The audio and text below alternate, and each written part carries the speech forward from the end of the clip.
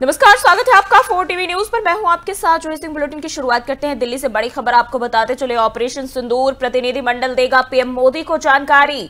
9 और 10 जून को बैठक होने की संभावना जताई गई है। मिशन से जुड़ी अहम रणनीतियों पर चर्चा की जाएगी। राष्ट्रीय सुरक्षा से जुड़ा ऑपरेशन सिंदूर का यह मामला, जिसको लेकर प्रतिनिधिमंडल प्रधानमंत्री नरेंद्र मोदी से मुलाकात करेगा और उनको पूरी जानकारी देगा। सरकार इस दौरान बड़े फैसले भी ले सकती है, तो ये खबर सामने आ रही है। आपको बताते चले, जिस तरीके से देखें ऑपरेशन सिंदूर के बाद से भारतीय डेलीगेशन कई देशों के दौरे पर रवाना हुआ था, जहां आतंकवाद के खिलाफ भारत का पक्ष जो है उनके सामने रखा गया। और इस दौरान अब जो डेलीगेशन है वो वापस आने लगे हैं और ऐसे में अब ये भी जानकारी सामने आ रही है कि डेलीगेशन अब प्रधानमंत्री नरेंद्र मोदी के साथ बैठक कर ऑपरेशन सिंदूर के बाद जो अन्य देशों का दौरा किया गया, किन देशों के साथ किस तरह की प्रतिक्रिया रही है, इन तमाम चीजों को लेकर बातचीत कर सकता है। साथ ही बताया जा रहा है कि इसके बाद सरकार कुछ बड़े फैसले भी ले सकती है, क्योंकि राष्ट्रीय सुरक्षा से जुड़ा ऑपरेशन सिंदूर तो मोदी सरकार की बात करें तो जिस तरीके से देखे लगातार मोदी सरकार अपनी तरफ से हर संभव कोशिश कर रही है और ऐसे में जो आतंक के खिलाफ लड़ाई है, इन तमाम चीजों पर शिकंजा कसने की ये पूरी तैयारी अब प्रतिनिधिमंडल प्रधानमंत्री नरेंद्र मोदी से मुलाकात करेगा और उन्हें इन तमाम चीजों से जुड़ी जानकारी देगा।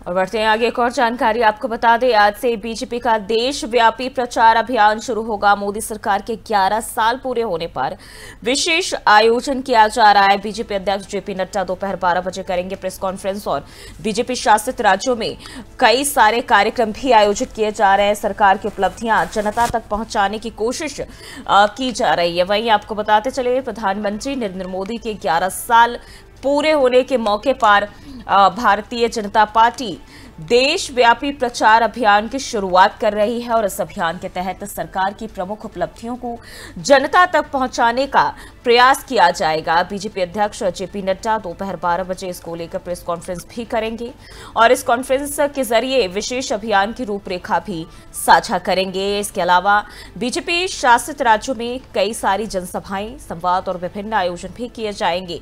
पार्टी से मोदी सरकार की उपलब्धियों को सामने लाने का एक बड़ा मौका मान रही है। तो मोदी सरकार के 11 साल पूरे होने पर ये खास कार्यक्रम जो है आयोजित किए जा रहे हैं। पार्टी अध्यक्ष जेपी नड्डा दोपहर 12 बजे इसको लेकर प्रेस कॉन्फ्रेंस भी करने वाले हैं और इस अभियान को देशव्यापी अभियान के रूप में मनाया जा रहा है। मोदी सरकार के 11 साल पूरे होने के मौके पर बीजेपी की तरफ से देशव्यापी प्रचार अभियान की शुरुआत होने जा रही है और इसके तहत सरकार की जो प्रमुख उपलब्धियां रही है शुरुआती दौर से अगर हम बात करें तो जनता तक उसे पहुंचाने की कोशिश और उसे लोगों को जागरूक उसके जरिए करने की कोशिश की जाएगी। और बीजेपी अध्यक्ष जेपी नड्डा इसको लेकर 12 बजे प्रेस कॉन्फ्रेंस भी करने वाले हैं, जिसके दौरान विशेष अभियान की जो ये अभियान चलाया जा रहा है भारतीय जनता पार्टी की तरफ से, इसकी रूपरेखा क्या कुछ होगा इस दौरान, इन तमाम चीजों को लेकर जानकारी साझा करेंगे। साथ ही जहां भी देश के जितने भी राज्य हैं, जहां बीजेपी शासित राज्य हैं, उन राज्यों में जनसभा आयोजित किए जाएंगे। संवाद और अन्य भी कई आयोजन पार्टी की तरफ से किए जाएंगे, जिसे मोदी सरकार की उपलब्धियों को सामने लाने का एक बड़ा मौका बीजेपी मान रही है।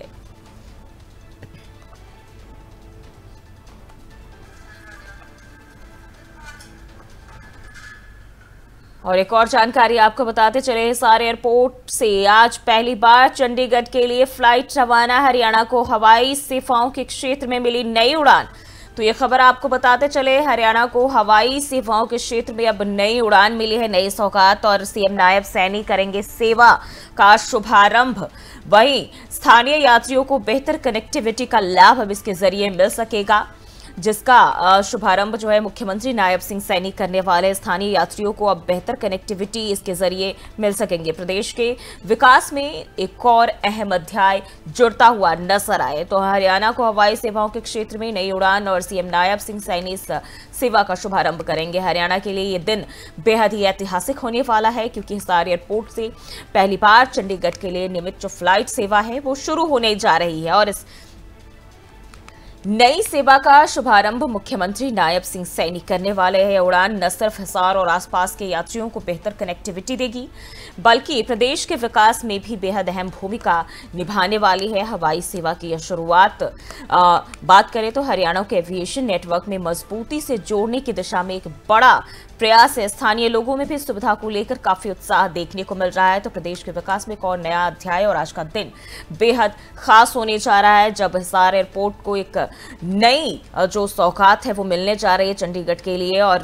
सीएम नायब सिंह सैनी इस सेवा का शुभारंभ करेंगे। इससे स्थानीय लोग जो है काफी खुश हैं और उन्हें बेहतर कनेक्टिविटी का लाभ मिल सकेगा और प्रदेश के विकास में ये एक अहम अध्याय माना जा रहा है।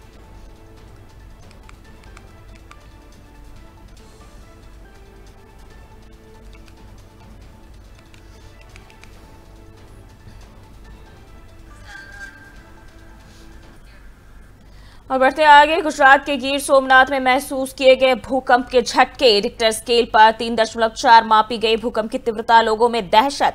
घरों से बाहर निकले स्थानीय निवासी। फिलहाल किसी के भी जान माल के नुकसान की सूचना नहीं। प्रशासन स्थिति पर नजर बनाए हुए हैं। तो ये खबर आपको बताते चले, गुजरात में लोगों ने भूकंप के झटके महसूस किए हैं। बात करें तो गुजरात के गिर सोमनाथ में ये भूकंप के झटके महसूस किए गए हैं, यानी कि एक बार फिर यह धरती हिली है और लोगों में दहशत का माहौल जो है वो बना हुआ है। रिक्टर स्केल पर अगर हम बात करें तो इसकी तीव्रता 3.4 मापी गई है, जिसके चलते लोगों में काफी जो एक खौफ है वो देखने को मिल रहा है। घरों से लोग बाहर निकल गए और फिलहाल अभी तक इस भूकंप के कारण किसी के जान माल के नुकसान की सूचना नहीं मिली है। हालांकि बात करें तो प्रशासन भी कड़ी नजर बनाए हुए स्थिति पर कि हालात सामान्य बना रहे हैं। गुजरात के गिर सोमनाथ जिले में आज सुबह भूकंप के हल्के झटके महसूस किए गए हैं, जिससे लोगों में अफरा तफरी जरूर मच गई। रिक्टर स्केल पर इस भूकंप की तीव्रता 3.4 मापी गई है, जो कि ज्यादा क्षतिग्रस्त तो नहीं मानी जा सकती है। हालांकि लोगों में जो एक डर है, दहशत है, जरूर देखने को मिला। अफरा तफरी देखने को मिली। झटकों के बाद लोग दहशत में घरों से बाहर निकल आए। हालांकि राहत की बात ये रही कि इस भूकंप से किसी के भी अभी तक जान माल के नुकसान की कोई सूचना नहीं मिली है। प्रशासन और आपदा प्रबंधन की जो टीमें हैं स्थिति पर लगातार नजर बनाए हुए और एहतियातन निगरानी भी बढ़ा दी गई है।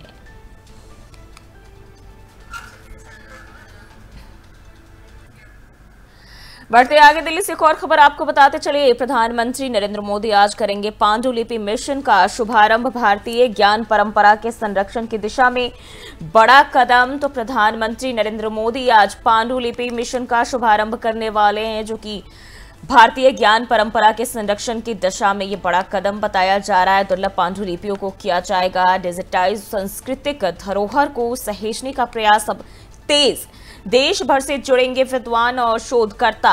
तो जिस तरीके से देखे भारतीय पुरातत्व, चाहे वो और अन्य परंपराओं की बात करें और जो यहाँ पारंपरिक विरासत है, तमाम चीजों को लेकर सरकार काफी एक्टिव रही है और हर सांस्कृतिक धरोहर को सहेजने का काम करते रही और ये प्रयास आगे भी जारी रहेगा सरकार की तरफ से। और प्रधानमंत्री नरेंद्र मोदी आज भारतीय सांस्कृतिक विरासत को संरक्षित करने की दिशा में एक ऐतिहासिक पहल की शुरुआत करने जा रहे हैं। वो पांडुलिपि मिशन का शुभारंभ करेंगे और इसका उद्देश्य देश भर की दुर्लभ और प्राचीन पांडुलिपियों को डिजिटाइज कर संरक्षित करना है। और इस मिशन के तहत भारत की ज्ञान परंपरा को आधुनिक तकनीक के माध्यम से संरक्षित किया जाएगा, जिससे आने वाले पीढ़ियों को इसका लाभ मिल सके। वहीं कार्यक्रम में देश भर से विद्वान, इतिहासकार और शोधकर्ता शामिल होंगे। वहीं सरकार का मानना है कि यह मिशन भारतीय संस्कृति को वैश्विक मंच पर नए स्वरूप में पेश करेगा। जिस तरीके से भारत अपने अद्भुत संस्कृति और परंपराओं के लिए जाना जाता है, अनोखे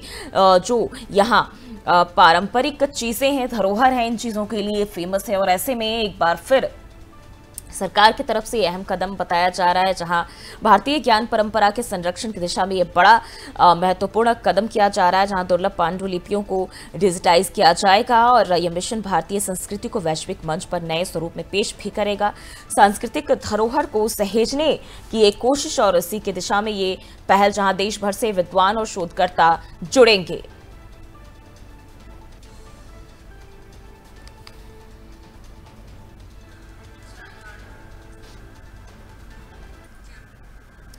बढ़ते आगे, कोलकाता से खबर सामने आ रही है। आज से शुरू होगा पश्चिम बंगाल का विधानसभा का मानसून सत्र में सरकार कई अहम विधेयक पेश कर सकती है, विपक्ष उठा सकता है कानून व्यवस्था जैसे मुद्दे को लेकर। सुरक्षा और व्यवस्थाएं भी चाक चौबंद कर दी गई है। राजनीतिक हलकों में सत्र को लेकर हलचल बढ़ गई है। तो पश्चिम बंगाल विधानसभा का मानसून सत्र आज से शुरू हो रहा है, कोलकाता में शुरू हो रहा है और सत्र को लेकर राजनीतिक हलकों में हलचल तेज हो गई है। इस दौरान राज्य सरकार कई अहम विधेयक पेश भी कर सकती है। वहीं विपक्ष की ओर से कानून व्यवस्था, भ्रष्टाचार और प्रशासनिक विफलताओं जैसे मुद्दों को जोर शोर से उठाए जाने की संभावना है। सत्र को शांतिपूर्ण और व्यवस्थित तरीके से चलाने के लिए विधानसभा परिसर में सुरक्षा के कड़े इंतजाम किए गए हैं। सभी की नजर इस बात पर टिकी है कि सत्ता और विपक्ष के बीच इस बार सत्र में किसी तरह की राजनीतिक बहस भी छिड़ सकती है। तो अब आपको बताते चले, कोलकाता में जो सत्र है वो शुरू होने जा रही है। बताया जा रहा है कि पक्ष और विपक्ष के बीच इस सत्र के बीच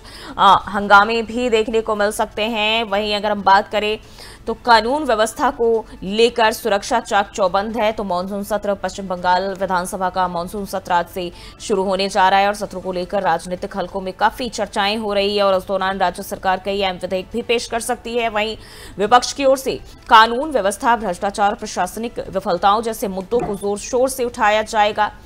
वहीं इस सत्र को शांतिपूर्ण और व्यवस्थित तरीके से चलाए जाने के लिए विधानसभा परिसर में सुरक्षा के कड़े इंतजाम देखने को मिल रहे हैं। सभी की नजर इस बात पर टिकी है कि सत्ता और विपक्ष के बीच इस बार सत्र किस तरह की राजनीतिक बहस छेड़ सकते हैं।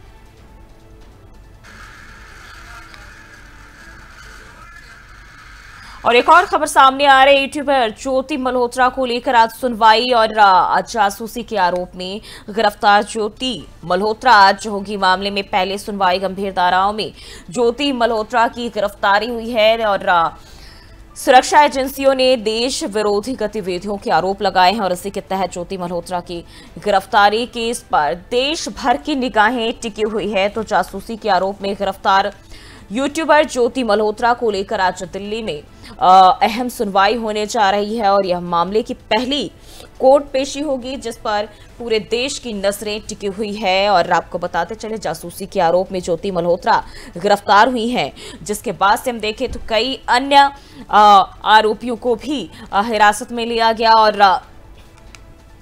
आज ज्योति मल्होत्रा को लेकर मामले की सुनवाई होने जा रही। सुरक्षा एजेंसियों ने ज्योति मल्होत्रा पर देश विरोधी गतिविधियों में शामिल होने और संवेदनशील जानकारी लीक करने जैसे गंभीर आरोप लगाए हैं। फिलहाल वह न्यायिक हिरासत में है और उस पर गंभीर धाराओं के तहत केस भी दर्ज किया गया है। अदालत में आज मामले की सुनवाई होने वाली है, जिससे बताया जा रहा है कि ये सुनवाई इस पूरे मामले की दिशा तय कर सकती है। तो आपको बताते चले, पाकिस्तान की तरफ से आतंकी हमले के बाद से लगातार जो भी संदिग्ध शख्स मिले हैं उस पर सुरक्षा एजेंसियों ने लगातार लगाम लगाने की कोशिश की है। उनकी जांच पड़ताल की जा रही है और लगातार कई सारे लोगों को हिरासत में भी लिया गया है जासूसी के आरोप में। और आज ज्योति मल्होत्रा, यूट्यूबर ज्योति मल्होत्रा को लेकर पहली सुनवाई होने जा रही है, जिसको लेकर देश भर में सभी की निगाहें टिकी हुई है, क्योंकि ये वही ज्योति मल्होत्रा है जो अचानक से सुर्खियों में आई और चर्चा का विषय बन गई।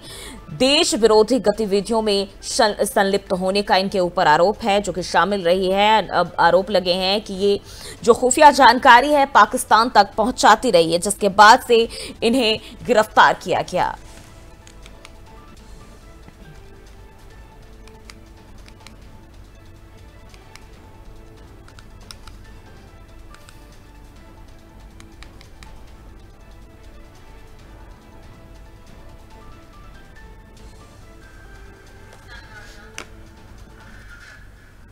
बढ़ते आगे, दिल्ली से खबर सामने आ रही है, जहां क्लासरूम घोटाला मामले में मनीष सिसोदिया से आज पूछताछ। एसीबी की टीम आज करेगी सिसोदिया से सवाल जवाब। करोड़ों के बजट घोटाले को लेकर चल रही जांच निर्माण कार्यों में अनियमितताओं का आरोप लगा है। आम आदमी पार्टी पर बढ़ सकता है दबाव। तो दिल्ली में क्लासरूम घोटाले को लेकर आज बड़ा घटनाक्रम होने जा रहा है और इस मामले में एसीबी की टीम पूर्व डिप्टी सीएम मनीष सिसोदिया से पूछताछ करेगी। उन पर स्कूल निर्माण के बजट में करोड़ों रुपए की अनियमितताओं का आरोप लगाया है और बताया जा रहा है कि निर्माण कार्यों में मानकों की अनदेखी और फर्जी बिलिंग जैसे जो गंभीर आरोप है वो जांच के घेरे में है।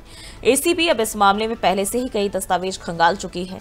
तो यानी कि देखें तो आम आदमी पार्टी पर जो मुश्किलें हैं वो खत्म होने का नाम नहीं ले रही है और एक बार फिर अब मनीष सिसोदिया की मुश्किलें बढ़ती हुई नजर आ रही है। एसीबी की टीम आज सिसोदिया से जवाब तलब करने वाली है और अब मनीष सिसोदिया से सीधे सवाल जवाब जो है वो किए जाएंगे। ऐसा माना जा रहा है कि इस पूछताछ से आम आदमी पार्टी पर राजनीतिक दबाव और बढ़ सकता है। यानी कि आम आदमी पार्टी की मुश्किलें अभी भी कम नहीं हुई है और अब लगातार देखें तो एक के बाद एक फिर से जो नेता हैं उन पर शिकंजा कसता हुआ नजर आ रहा है। एसीबी की टीम आज सिसोदिया से पूछताछ करेगी। करोड़ों के बजट घोटाले को लेकर मामले की जांच चल रही। निर्माण कार्यों में अनियमितताओं का आरोप है। क्लासरूम घोटाले को लेकर यह आरोप है और आम आदमी पार्टी की मुश्किलें एक बार फिर बढ़ती हुई नजर आ रही है।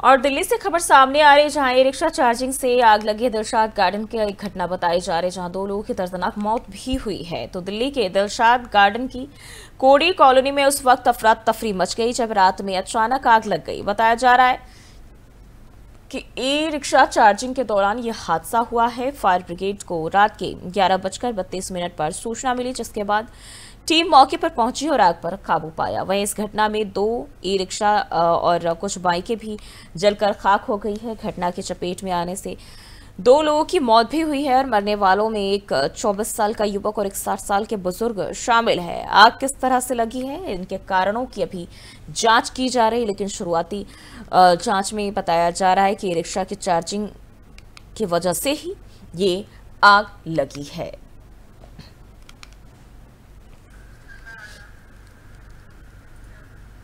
बढ़ते आगे लखनऊ से खबर सामने आ रही है जहां नौतपा के बाद भीषण गर्मी जो है वो लोग झेलने को मजबूर हैं और आपको बताते चले रविवार को प्रदेश के 23 जिलों में 40 डिग्री के पार तापमान दर्ज किया गया है। लखनऊ से ये बड़ी खबर आपको बताते चले। भीषण गर्मी जो है वो अब बढ़ता ही जा रहा है। नौतपा अब बात करें तो नौतपा के बाद जो है भीषण टॉर्चर गर्मी का देखने को मिल रहा है। रविवार को बात करें प्रदेश के 23 जिलों में 40 डिग्री के पार तापमान दर्ज किया गया। आगरा और झांसी में 45 डिग्री सेल्सियस पहुंच गया, यानी कि 40 के पार और 5% बढ़ा।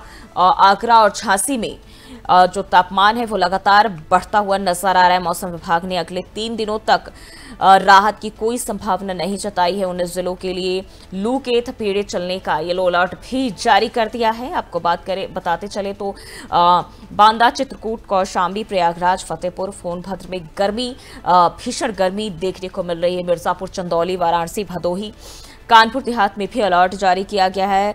कानपुर नगर, इटावा, औरैया, जालौन, हमीरपुर, महोबा, झांसी और ललितपुर यानी कि वो जिले हैं जहां मौसम विभाग की तरफ से गर्मी को लेकर अलर्ट जारी किया गया है। 11 जून को फिर से मौसम बदल सकता है, ये संभावना जताई जा रही है। पूर्वी में बात करें तो पूर्वी यूपी में बूंदाबांदी के आसार जो है देखने को मिल सकते हैं, यानी कि अभी 1 से 2 दिन कोई भी राहत जो है मिलती हुई नजर नहीं आएगी और लोग इस भीषण गर्मी की जो चपेट में है वो लगातार जलते रहेंगे। और रविवार को प्रदेश के 23 जिलों में 40 डिग्री के पार जो तापमान है वो दर्ज किया गया। आगरा और झांसी की बात करें तो यहाँ तो जो तापमान है वो 45 डिग्री तक पहुंच गया और बताया जा रहा है मौसम विभाग ने कई जिलों में जो है लू चलने का येलो अलर्ट जारी कर दिया है।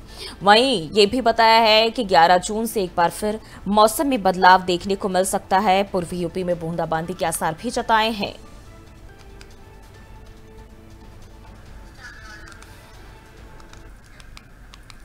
बढ़ते आगे, देहरादून से खबर सामने आ रही, जहां सीएम पुष्कर सिंह धामी का आज उत्तरकाशी दौरा। दोपहर 12:45 पर उत्तरकाशी पहुंचेंगे मुख्यमंत्री पुष्कर सिंह धामी। पुरोला में विकास योजनाओं का करेंगे लोकार्पण और शिलान्यास। क्षेत्र के लिए होंगी कई सारी घोषणाएं, जनता से सीधा संवाद भी करेंगे सीएम धामी। तो ये जानकारी आपको बताते चले, जहां मुख्यमंत्री पुष्कर सिंह धामी को लेकर ये खबर सामने आ रही, जहां आज उत्तरकाशी का दौरा करने वाले हैं। दोपहर 12:45 पर उत्तरकाशी पहुंचेंगे और मुख्यमंत्री पुष्कर सिंह धामी का यह दौरा बेहद अहम, जहां पुरोला में विकास और योजनाओं का लोकार्पण और शिलान्यास करने वाले हैं। इसके साथ ही बताया जा रहा है कि कई घोषणाएं भी क्षेत्र के लिए करने वाले हैं। तो लगातार मुख्यमंत्री पुष्कर सिंह धामी राज्य के अलग अलग जगहों का दौरा कर रहे हैं और विकास की तरफ ले जाने के लिए वो जनता से सीधा संवाद भी करते हैं। और ऐसे में एक बार फिर बताया जा रहा है कि उत्तरकाशी के दौरे पर आज रहने वाले हैं, जहां कई सारे विकास योजनाओं का लोकार्पण शिलान्यास करेंगे। इसी के साथ बात करें तो क्षेत्र के लिए कई घोषणाएं भी सीएम धामी की तरफ से किए जाएंगे। जनता से सीधा संवाद इस दौरान करेंगे। कल भी तस्वीरें सामने आई थी जब लोगों से वो सीधा बातचीत करते हुए नजर आए थे, क्योंकि जो सरकार की योजनाएं हैं लोगों तक किस तरह से पहुंच रही हैं, इन तमाम चीजों को लेकर वो खुद एक्टिव रहते हैं, फीडबैक लेते रहते हैं। और राज्य में बात करें तो तमाम जो विकास की परियोजनाएं हैं, इसको लेकर मुख्यमंत्री पुष्कर सिंह धामी खुद जो है निगरानी भी करते हैं और इसी के तहत अब जनता से भी सीधा संवाद करते हुए दिख जाते हैं, लोगों से बातचीत करते हुए, उनसे फीडबैक लेते हुए नजर आते हैं। तो आज भी उत्तरकाशी दौरे पर जहां कई सारी विकास परियोजनाओं का शिलान्यास और लोकार्पण करेंगे, दोपहर 12:45 पर उत्तरकाशी पहुंचेंगे मुख्यमंत्री पुष्कर सिंह धामी।